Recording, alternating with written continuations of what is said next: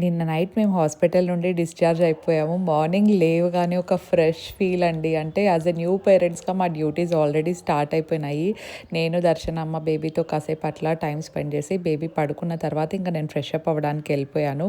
ఇప్పటి నుండి బేబీ పడుకున్న తర్వాతే నాకు టైం దొరుకుతుంది. సో, డియోడ్రెంట్ అనేది మ్యాండేటరీ. ప్రెగ్నెన్సీ టైంలో పిగ్మెంటేషన్ అది వచ్చి ఉంటుంది కాబట్టి యాజ్ ఎ 2 ఇన్ 1 లాగా నేను ఒకటే ప్రోడక్ట్ యూజ్ చేసేస్తున్నాను. Carmesi glow revive deodorant.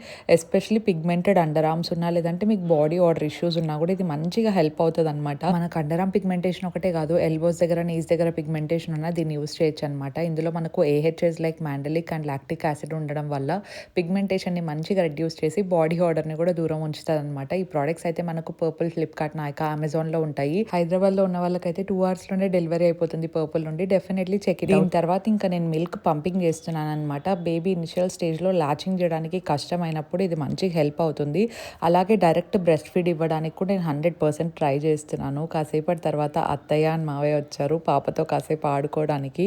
And నేను ఆర్డర్ చేసిన స్టెరిలైజర్ కూడా వచ్చేసిందనమాట. బాటిల్స్ అన్నీ స్టెరిలైజ్ చేయడానికి బాగా హెల్ప్ అవుతుందని చెప్పి. దర్శన్ కాసేపటి తర్వాత బయటికెళ్ళి పాప కోసం ఉయ్యాలు తీసుకొచ్చాడు.